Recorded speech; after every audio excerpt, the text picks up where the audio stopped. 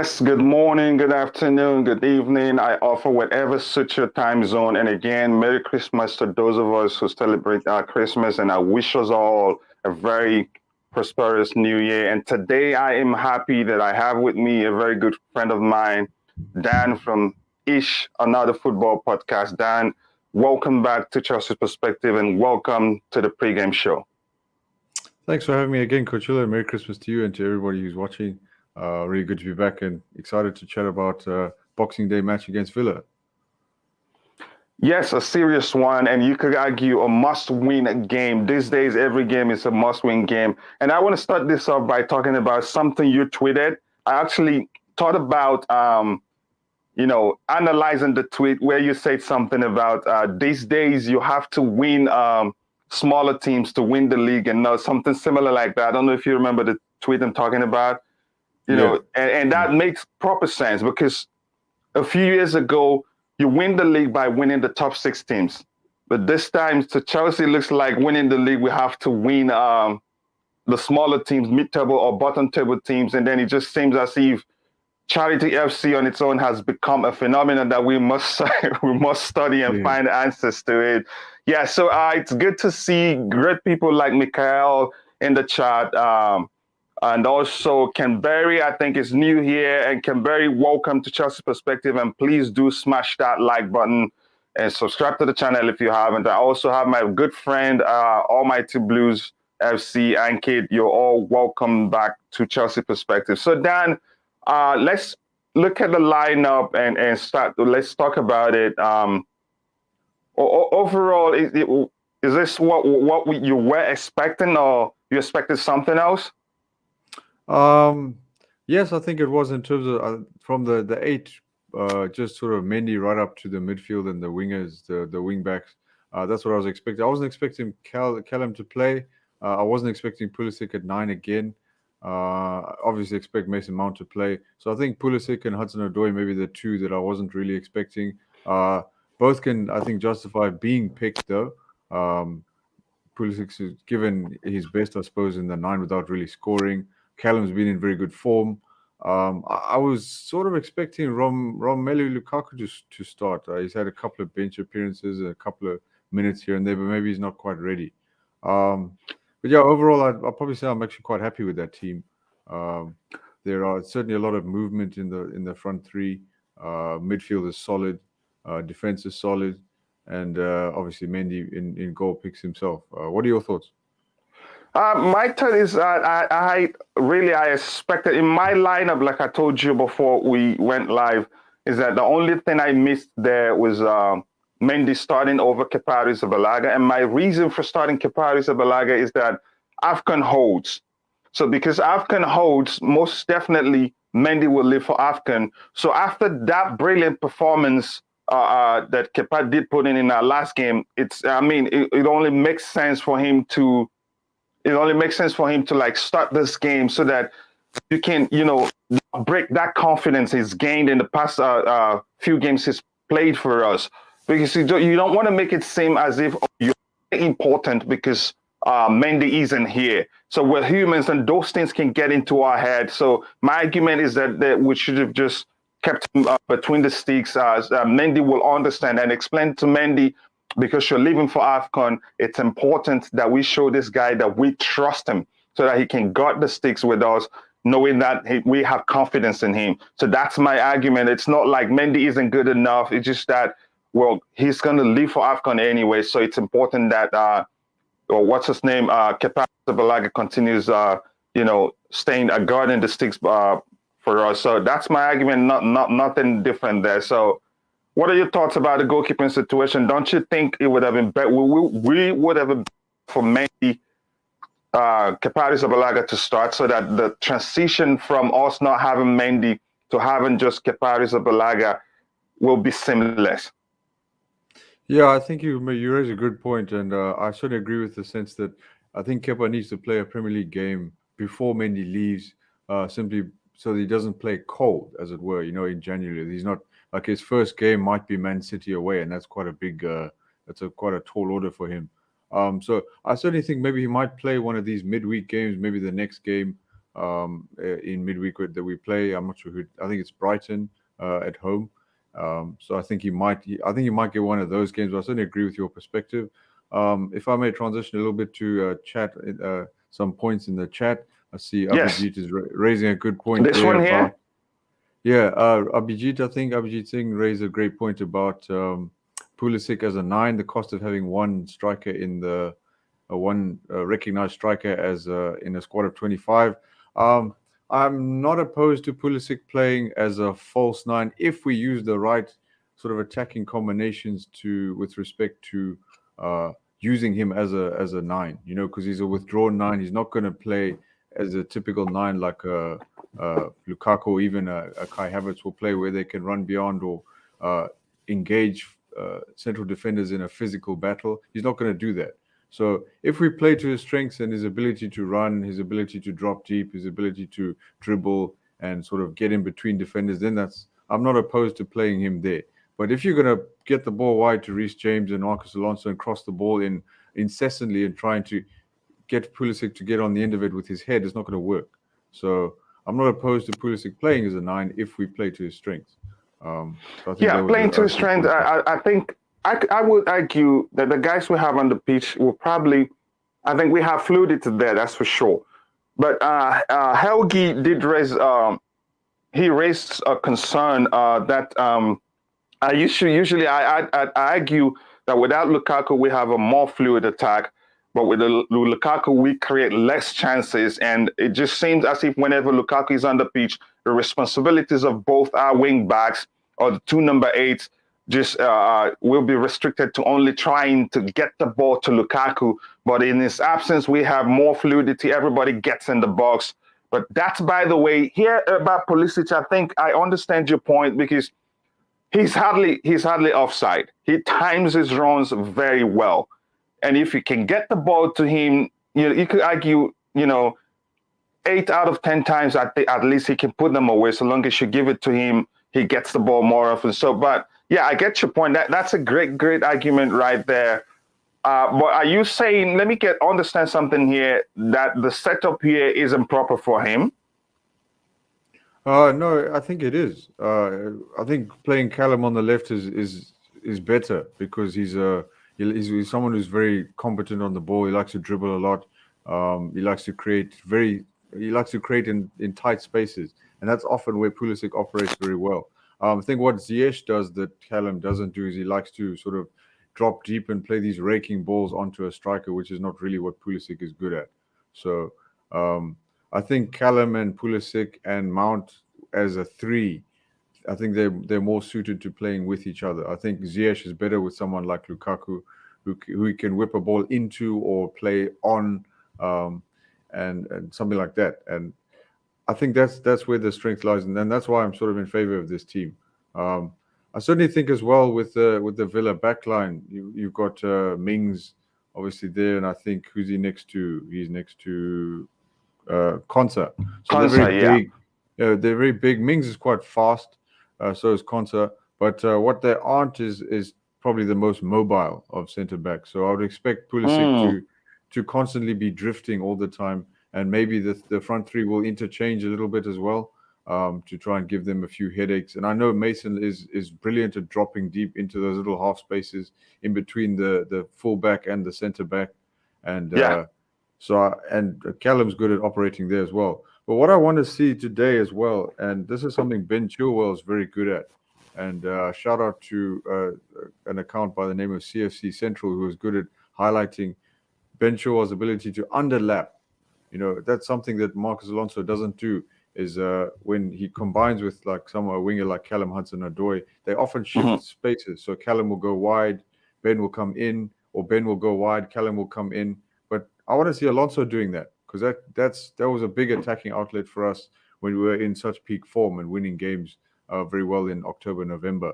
So Alonso has a tendency to stay wide, and that's causes a lot of problems for Callum, because he's having then to come inside and he's faced with 1 or 2 defenders, instead of when Ben's in there, he's only faced with 1 defender. So I'd like to see a lot of that today. I don't know if Alonso can do that, but it'd be an interesting thing to note. Yeah, I think Alonso. I think the issue with Alonso overall, he's a good player, but he's just. I remember an argument by one of my friends called staff that the issue with Alonso is when he feels like he has no competition, he drifts into a comfort zone and then relaxes because if you remember, he started quite well under Thomas Tuchel.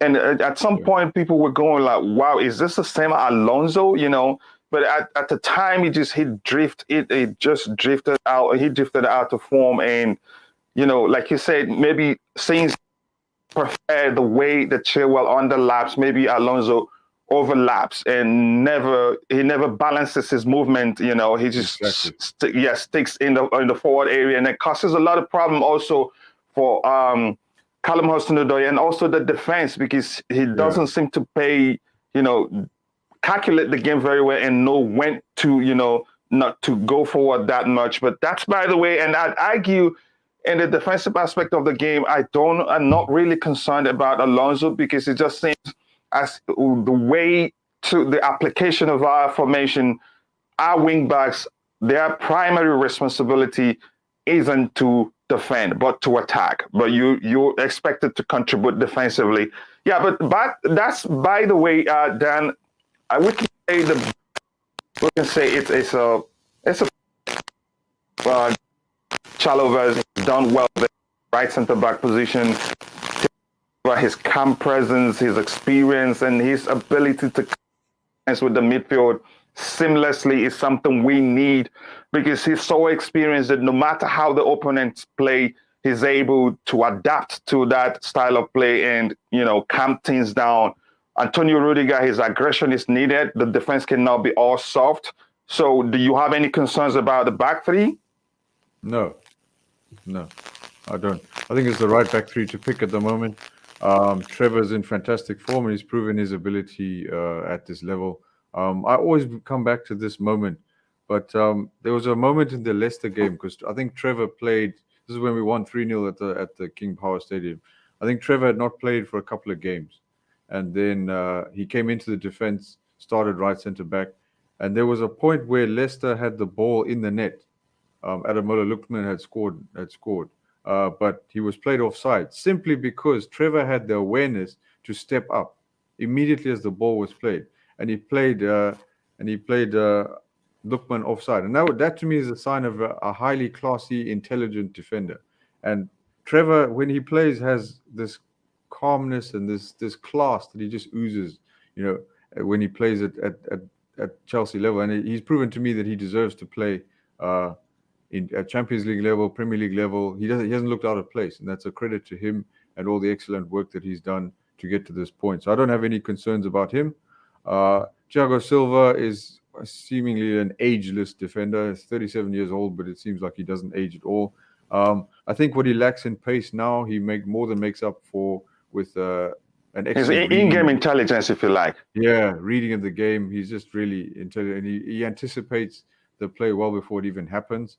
What more can we say about Antonio Rudiger as well? I think a couple of comments in the chat there saying that.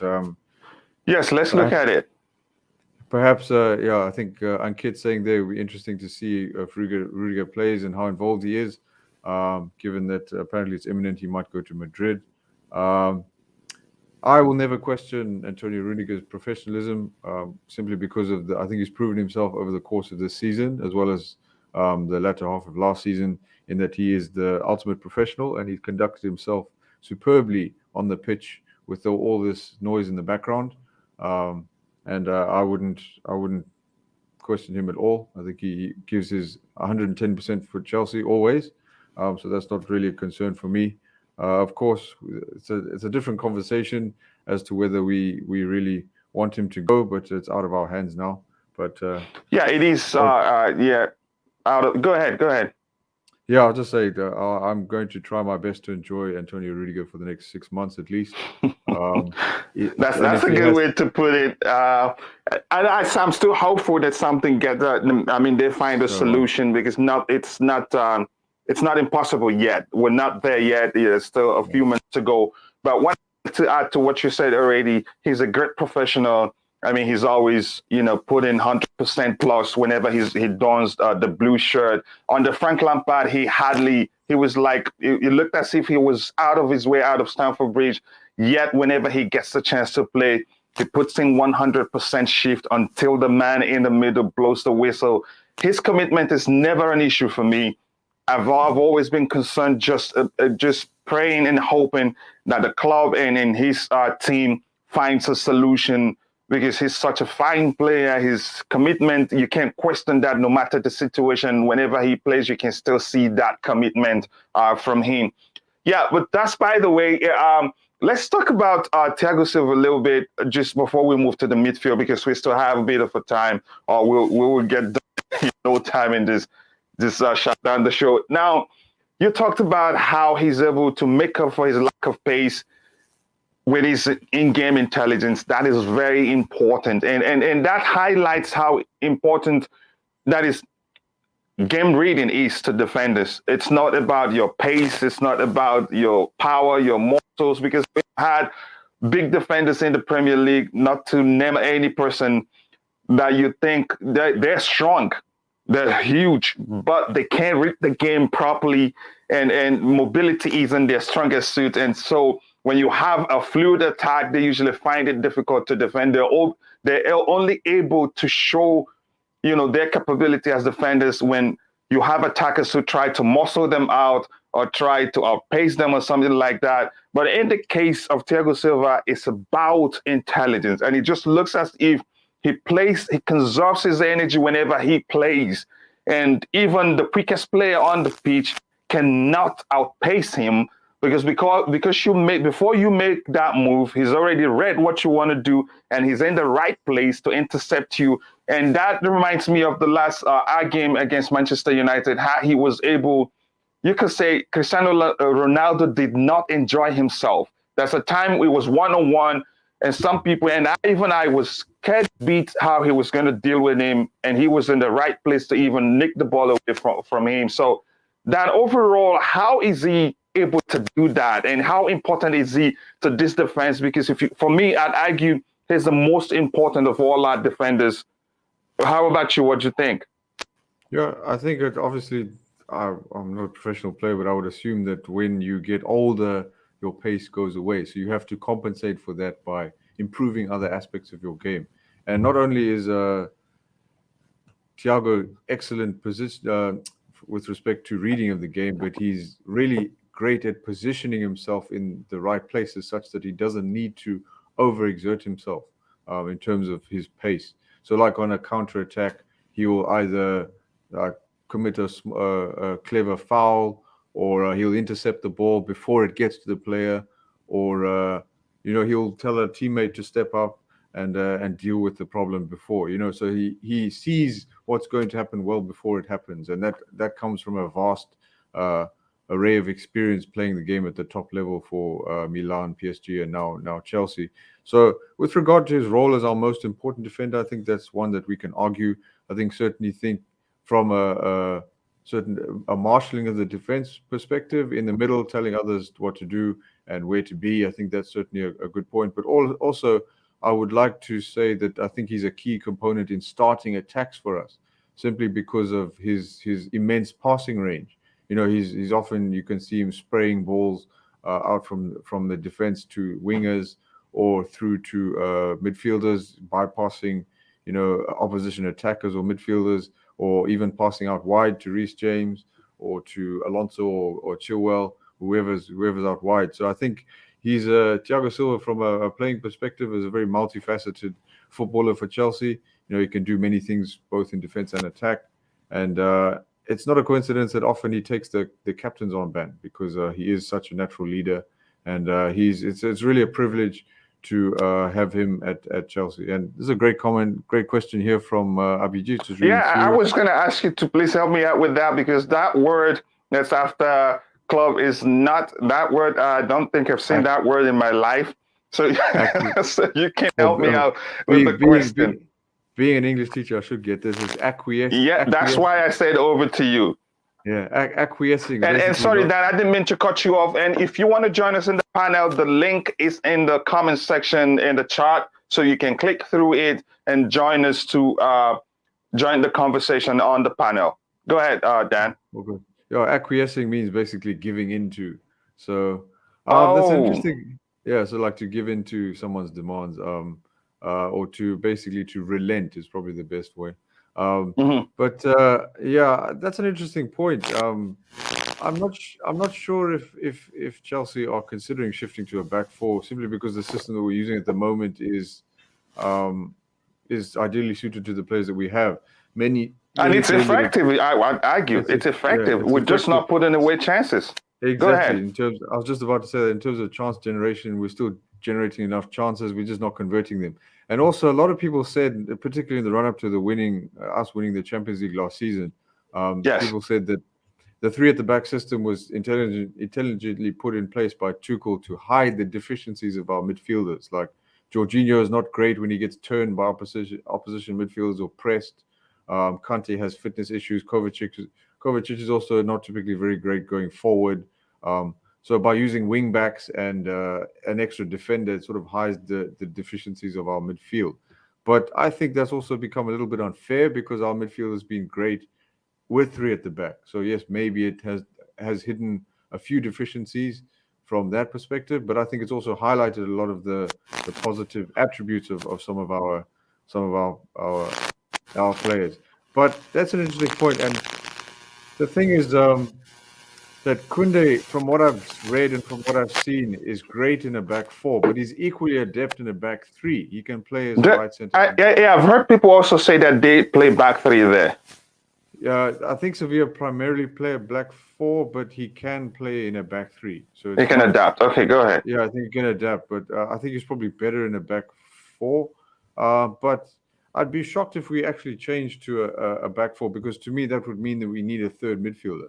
So if the club is hopefully bringing back Conor Gallagher, that would be a great solution as well because he could play in that sort of box to box roving number 8 role.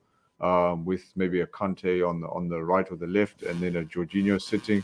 But I think if we went to a back four, that might bring out the defensive problems we saw under Maurizio Sarri. So I'm not entirely sure. I think signing Kunde in and of itself is not an entirely comprehensive solution. You know, because he's still very young and largely untested at the sort of the he's untested at the Premier League level, but sort of the later Champions League stage level as well. So I'd be very hesitant. My preference is, of course, that we renew Rudiger and Christensen and sign Kunde as well. So maybe I like to have my cake and eat it too, but that would be my preference.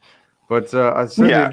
an interesting perspective. But I think if we were to sign Kunde, in summation, I think we would have to sign someone else as well in order to play as a back. Because Yes.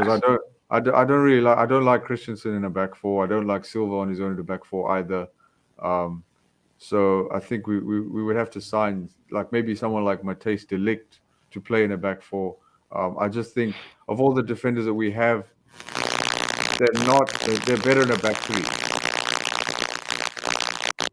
Yes. I think it only makes sense to play to the strengths of the players available to you and not just cause problems because we've tried for the back under Frank Lampard, I think, with those players and it didn't really work. And if it's not broken, why fix it? That's will always be my argument. So now looking at this, okay, we'll be taking the question in the chat one by one or the inputs in the chat. I don't think the club Rudiger is asking too much. You and I, we've made a video on that subject, and you know what we hear in what we see in the media are just speculations. Nobody is sure what's really going on between the two parties, and I don't think Rudiger is asking too much. He's just all speculating. Some say he's asking for £400,000 a week. I don't think he would do that. Even if he does that, I don't think the club will even come to table with him because that will blow away the wage structure at the club and cause a lot of problems in the future. So we just don't know what's going on there. So let's look at, did I see a question? So we'll be interested in how Rudiger plays and after the situation. So now this one here, before we move to the midfield, Dan, he says, my friend Bobby Fairview says, I am nervous, guys. All the teams around us banging them in. Hope we have some fluency today. Do you have anything to say to that comment? Yeah, I think I always have a level of nervousness as well when teams in and around us are winning, because even though Man City blew up to a 4-0 lead, I saw Leicester peg them back to Yeah, 4-3. seriously, it blew it away. 4-3, and now I think it's 5-3 or something shortly before the end of the game. And then obviously Arsenal are now winning and catching us up. I think that gap is only 3 points now. So there's like an urgency for us to now start winning. You know, we've been drawing a lot. I think that there's pressure now to start winning, even to maintain third spot or a top 4 place. Never mind being in contention for the league. So I think the players will know that. Tuchel will know that. I don't think they ever set out to not to win a game. But I think from a fluency standpoint, I think we will have it today. And yes, all the teams around us are scoring goals for fun. But December is always a sticky month for Chelsea. So I think the last couple of games we have in December, I would take 2 1-0 wins. You know, the points matter at this stage. I don't think the goals are what matters. The fact is we battled a lot of injuries. We've had players out with COVID. We've had different circumstances affecting the team. So to have the level of fluency and consistency in attack is not necessarily easy when you have to battle all those kinds of things. So I think from that perspective, I can understand. So what I will say is that, yes, I'm nervous, but to me, it's today's game is just it's a just win kind of game. I'll take a 1-0 or for a corner or something like that. Villa are a very, very dangerous team. You know, they pushed Man City all the way. They pushed Liverpool all the way. So I expect them to push us all the way today. And if we score 3 like we did in the return game, I'd be very shocked. But I think it'll be the odd goal in 1 or 2 that we'll take today.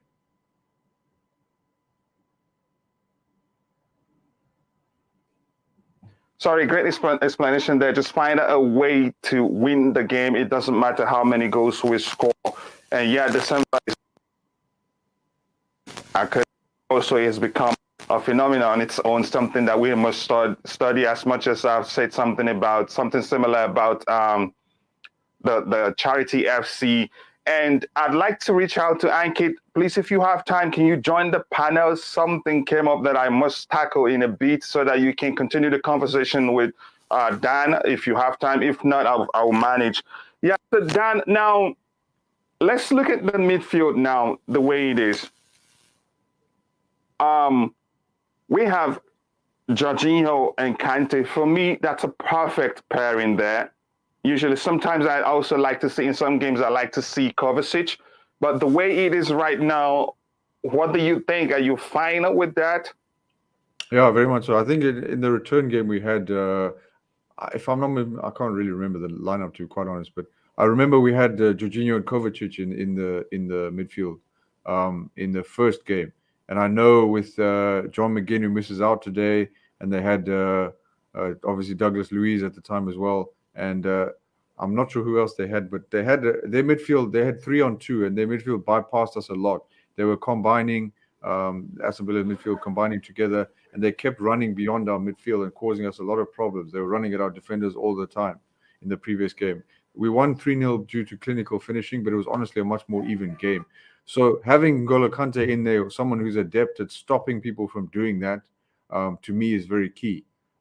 Jacob Ramsey is a very good runner with the ball as well. So I think he will pick up where John McGinn is left off. Douglas Luiz is solid. He'll sit in front of the back 4. But with I've always favored Kante and Jorginho as a midfield combination, simply because I think they complement each other very well. Jorginho is excellent, obviously, on the ball and dictating play and getting us moving in an attacking sense. And keeping our tempo ticking over, whereas N'Golo is great at sort of running with the ball, obviously, and stopping opponents from turning us over and from getting by our midfield and running at our defense. Of course, more than that as well, Kante is a great person to keep the ball ticking over. He's good at sort of moving the ball quickly, short passing, things like that as well. But I think they're the perfect combination. What I like about Kovacic in here is that he's great at dribbling with the ball. He's very good in transition, probably the best midfielder we have in transition from defense into attack. But what I don't like is when he comes up against midfields that are very mobile, like the Villa midfield, and they tend to bypass him a lot, and he makes a lot of silly tackles. So and he gives away fouls and all those kinds of things. Um, I very much like this midfield. This is the one that I would have picked against Villa. So very much in favor of that. Yeah, I think it's a well-balanced midfield. We have Jorginho, who's pivotal to the way we play in terms of linking our defense to our midfield and to the attack, and his ability to always be available no matter how tight of a situation we have when we try to play out of the back or play the way we like to play. He's vulnerable to some silly mistakes, and that comes with that role. So I don't really blame him for that. Kante, who provides for protection for our defense, is something that I like to see on the pitch. Yeah, because we've shipped in more than with most games. That is when he's in his absence, we shipped in more goals than we've done when he plays. So it's a very well balanced midfield. So yeah. How about the wing backs? Let's start with Alonso and let's talk about him. We've talked about him a bit when I asked you what when I asked for your thoughts on the lineup overall. What do you think about Alonso? Do you think there are other options, maybe like Cezar Azpillicueta, who's played at left back under Jose Mourinho? He played there a lot. Do you think he's able to, fulfill that? Or do you think you were better off with Alonso there? You see, this is the thing: the trouble I have with Alonso is you condensed it down perfectly. Is that when he doesn't have pressure or someone pushing him, then he has no desire to sort of play out of his skin. When he plays out of his skin, he's getting winners against Tottenham, bending free kicks into the top corner, or he's smashing them into the bottom right hand corner. And he's a pest to opponents when he has people pushing him. What I don't like is obviously I'm not a big Alonso fan, so I'm not going to be a hypocrite here. But what I don't like about him is his defensive work rate and how he gets sort of exposed too much. That's not really his fault because he doesn't have a lot of pace. But what I will give him credit for is he's always excellent on attack, and he's always got very good delivery. He's reasonable on the ball. And he always provides a wide attacking outlet. So in terms of the attack, I don't think there's anybody who can give us that in an attacking sense that we have on offer now. Of course, Ben Chilwell is always going to be my first pick for the left wing back role, but unfortunately he's obviously injured, and we hope that he's well and he gets back soon. But yeah, I personally would not like to pick Azpilicueta there simply because the wing back in this system is very much as much an attacking outlet as it is a defensive one. So if I want a pure defender, I'll put Azpilicueta there, maybe against like a Man City or something like that. If we want to sort of contain the game rather than go at them. But for a game like this, no. I want an attacking outlet there. Maybe if I have to give up a little bit on defense for Alonso. But Reece James is also an option there, but that takes away a lot from. It takes away a lot from Reece's natural game. He's not left-footed at all, So, and he was tried there on the left for at least a brief cameo, I believe it was, and I didn't really like that. So I think I would prefer to have Alonso there simply because he's naturally left-footed. Just looking through the team as well, the rest of the team. I think if I can transition on to talking about just maybe a couple of things that I like. Of course, in talking about Alonso himself, the only problem I have necessarily is, like I said earlier, when he doesn't dovetail with the winger enough. He does a lot of attacking work, he will stay wide, and that causes problems for both Rudiger and Hudson-Odoi, or the left winger in that role.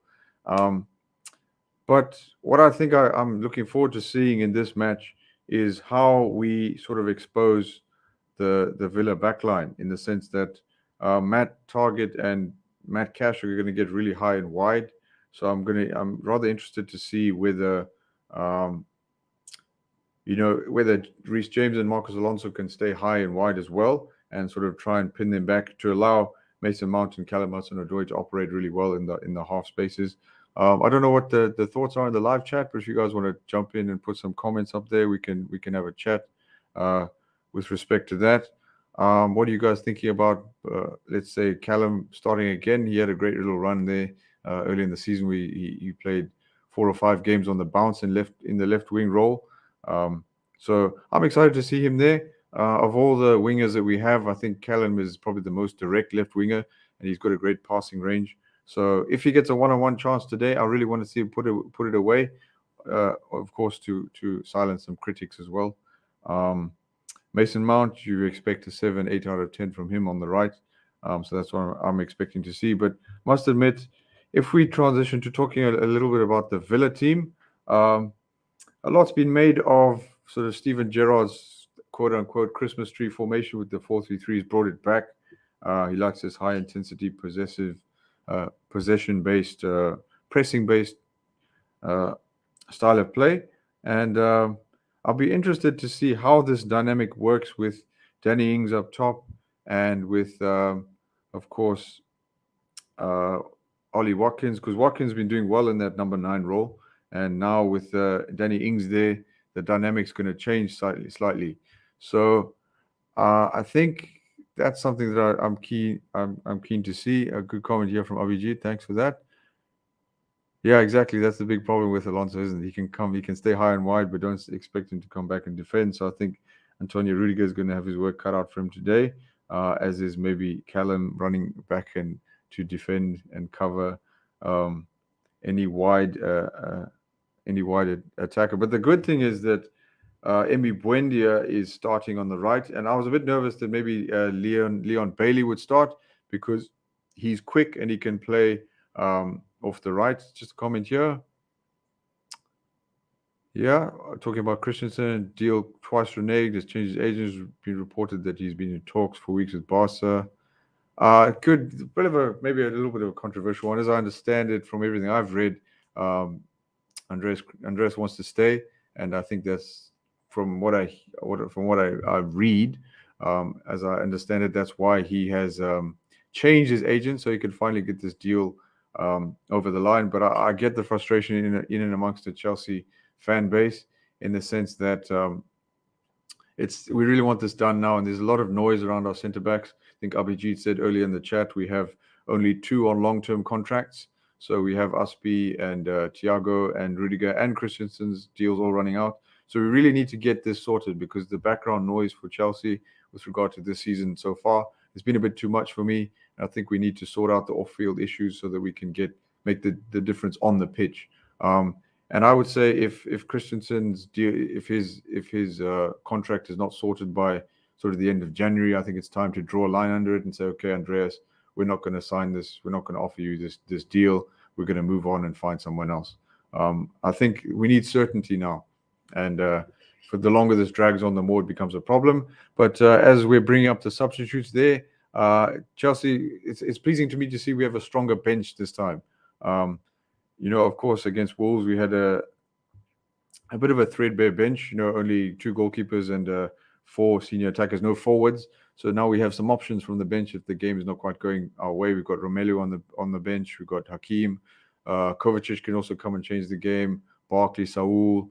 From a defensive standpoint, if anybody's struggling, we've got Andreas, of course, who can come on and cover Thiago, and Trevor at right centre-back. So, yeah, lots and lots of options. Yay, I'm not the only one in the chat. Welcome to the chat here. Hey, how are you, Dan? All good, and you, man? Any thoughts Great to meet you. on the comment? Yeah, great to meet you, man. Yeah. First thoughts regarding the team. Definitely, I'm quite convinced that we should do the job here. I know the number 9 is obviously a question mark, with Pulisic not really the ideal number 9. But the fact that we have a very strong bench, at the end of the day, we should do the job. There's no questions asked. And considering what Man City has done today, I know the second half was kind of very weird, but at the end of the day, we should definitely make sure that we get the 3 points. But yes, I am still concerned about this Christensen Rudiger situation. Like I was mentioning the chat as well earlier, right? I'm really concerned because for me, yes, it's not just about the contract, kind of being left late. It's obviously by the player, looks like it, in terms of maybe Christensen or his agent, but maybe in others' case, it's maybe the board, taking for granted that maybe Azpilicueta and Thiago Silva will probably extend, and that's again an assumption at my end. That's not a fact, but that's what, as an outsider, it kind of seems to me that basically at least a couple of them could have been secured. That would have put the backline much kind of in a better situation. But Christensen is the most important because I think Tuchel has gone on record saying that he is probably the only one after, say, Rudiger or Malaang Sarr, who can play the left centre back role convincingly, right? So for me, he hasn't played that. I know Christian. We have just heard Tuchel say that in press conferences. We have not really seen Christensen play that, and I know that he was recently injured, but still, it's maybe too late. Like, because even if he kind of comes now in the busy period, I don't think he'll be in a situation against Man City, etc., to kind of play the left centre back. So we have to depend 100% on Rudiger, again hoping, and of course knowing that he's a top professional. We love him, and he kind of wears his Chelsea badge on his heart always, right? But we still needed that backup option, a top quality backup option. Nothing against Malaang Sarr, but for me, that was really required.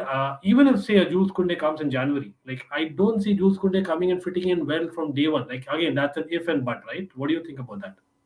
Yeah, for sure. And I think there's something that key that you mentioned with regard to the sort of left centre back uncertainty is not only has Rudiger essentially made that position his own, but if he is to leave, who are we going to find on the market that can play left centre back? Because Jules Koundé is not a left centre back in a back three. He's primarily, he can even play right back. He could play in the centre or right centre back or right. He's not a left centre back. And to me, the only one who could maybe fit there is Matthijs de Ligt, and he's really expensive. So de Ligt can also obviously play in the middle as well. But the thing is, it's not a case of, okay, well, Rudiger can go, and we've got Christensen there. Like you say, we've never seen Christensen play at left centre back. So it's a bit of a frustrating one. And to me, I have this sneaking suspicion, or this nagging feeling in the back of my mind that this should never have been allowed to get to this point. Yeah. Apparently, of course, Marina Granovskaya is a shrewd negotiator. I have every faith in her and trust in her. She's proven herself over many, many years. And if she feels that this is the best way to solve the situation, then I'll back that.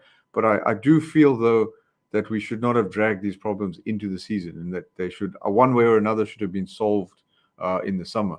But yes, of course, is a good call. Pau Torres is a good call, but I've also seen Pau play in a 2 at the back a lot. So I don't know if he can play in a 3 at the back. See, that's the thing, right? And because like you mentioned, right, because of the fact that, as in, again, Jules Koundé, Pau Torres, they have the ability, but they have not really done that in exactly the same system.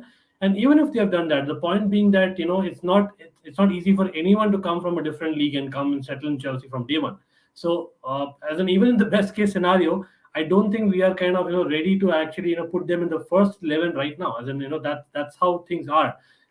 Again, I know it wasn't ideal, Rudiger, and I wouldn't blame the board here totally, because Rudiger kind of kept Chelsea at bay, assuming that probably Chelsea will come with a better offer, and Chelsea probably also didn't say that, hey, this is full and final, tell us now if you're extending or not, and they should have probably kept a deadline there. And that's what I would probably say. But again, let's hope that something miraculous happens between now and January 1st. It's again, hope against hope is what I'm saying. But yeah, then obviously we don't want to speak too much about the contract situation. I'm just hoping that these players are having their mind on the pitch, because the positive part is we are having a lot back from injury. As in, it's really as in heartening to see, right? As in, we have Jorginho, Kante starting with Kovacic on the bench, and that's basically what we have seen Chelsea in the last 6 months. So for me, that is the main thing. And of course, with Ziyech and Lukaku also kind of being back, helps. I'm just hoping that at some point, another point like I would like to put forward is Tuchel tries a different system in January. I know Stav has been commenting, and he's been behind that as well, because we need some amount of flexibility to get the best out of our attackers, which we aren't getting more recently. And I think it's even more evident that we kind of need to use, as in more to get more output out of them, because I think we have relied on our midfield and defense quite a lot. And now that we don't have like all the centre backs contract situation sorted, maybe it's reason enough or excuse enough to basically try for at the back. What do you think about that? Yeah, I don't know. Like, I really don't like this idea of four at the back because, like Coachila said earlier on the stream, if it isn't broke, don't fix it. And the thing is, to me, if we're going to go for a Premier League title next season, we need to do it in a system that we've been playing for a while. Because Liverpool and Man City have proven that they're both 4-3-3. They've been playing the system for years. They're very accustomed to it. And this is another thing as well. Is if we are letting these contracts go to this point, and we're going to potentially lose both Christensen and Rudiger, to me, it's a lot of pressure to sign two new players to then come into an entirely new system. So basically, you've got new personnel and a new system, and you're trying to win the league straight away. So I feel like maybe this is setting us up for an almighty task. So I think it's kind of like things in the back of your mind that you're kind of thinking long term, because in the ideal scenario is that we re-sign Christensen and Rudiger, maintain the same system, and then we improve, and sign Koundé, and that gives us the option to play four at the back rather than the obligation to play four at the back. You know what I mean? Yeah. So I'd rather have the option to do it rather than be forced to do it. You know what I mean? Because we simply lost personnel that we shouldn't be losing.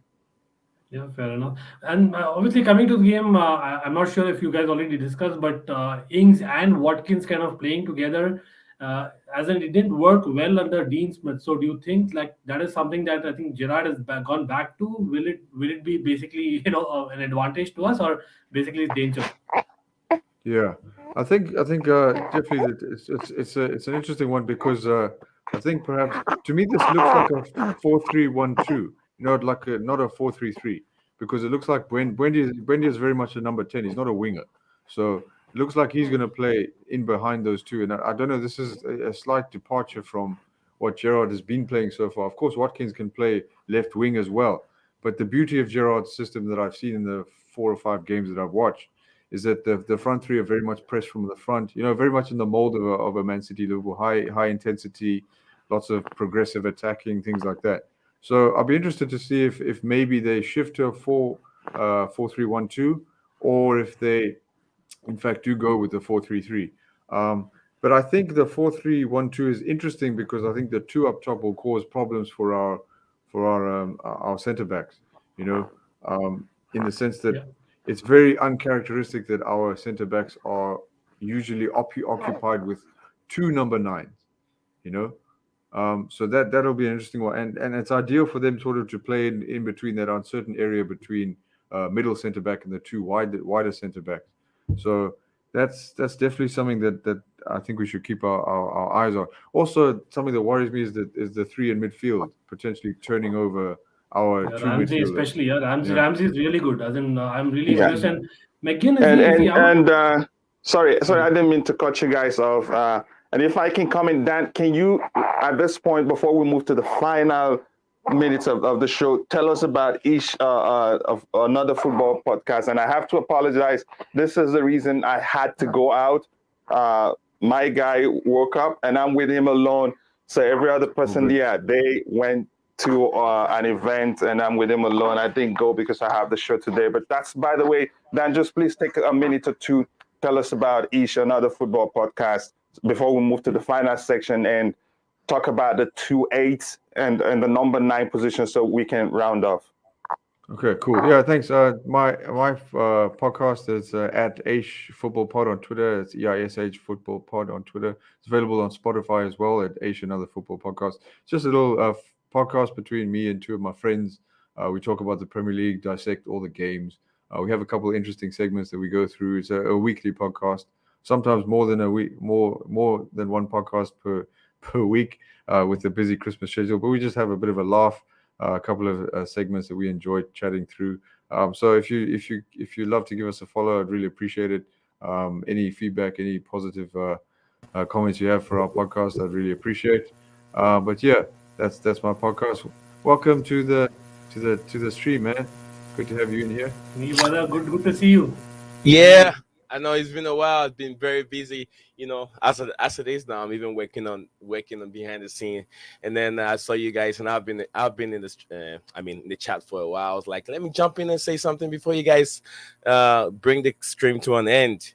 Sure. Yeah, what I love your doing? background, man. Your background is awesome. Oh, probably you haven't seen my channel before, have you? That's not why I'm here. I'm not here to broadcast my channel to you or advertise myself. Yeah. Well, anyway, Zion, I know Ankit, and then my brother up there, Coachila. Yeah, we've been friends for quite a while, So it's been a while. I mean, this what I say, this industry is a little bit toxic. So sometimes you got to stay away for a little bit. But then big up to you, my brother up there with a little baby. First time seeing the baby, anyway.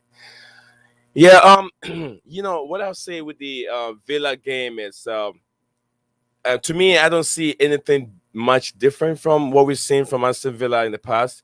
It's just a new manager in the scene, and I believe that with what Chelsea have, the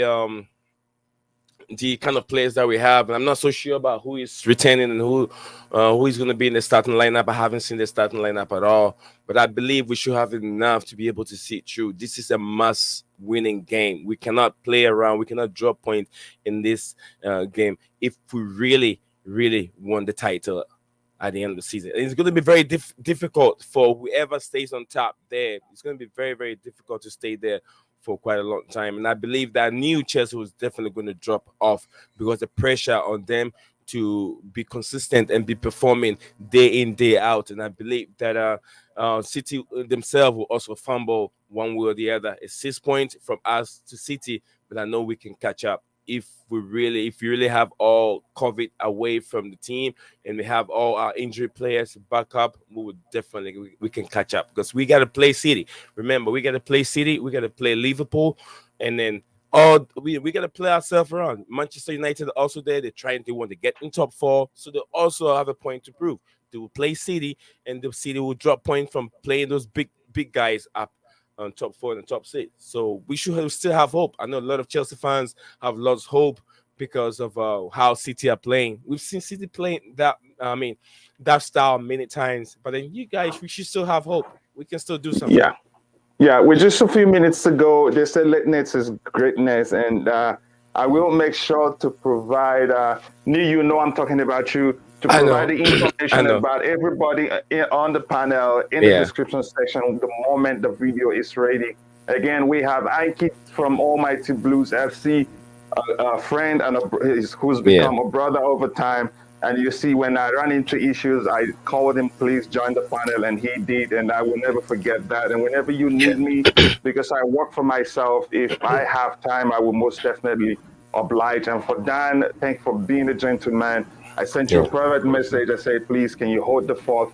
Let me take care of the situation. And you did. And Lee, thank you again for joining, helping out. It's always a pleasure to hear your opinion. Again, it is Ankit from Almighty Blues FC, Dan from Eish, another football podcast. And I urge you to go listen to it. Like I've told them before, the casual approach to the podcast makes you so relaxed when you listen to it, and you will never stop listening to it. Very, very good to listen to. And Nee has also a channel, a very, very unique channel. His approach is also good. We're all unique in our own way, and our content are very, very enjoyable. And I appreciate everybody in the chat. You guys provide great value to the chat, and absolutely, I look forward to seeing you guys again next time. That is it from me today, and everybody on the panel. See you guys next time.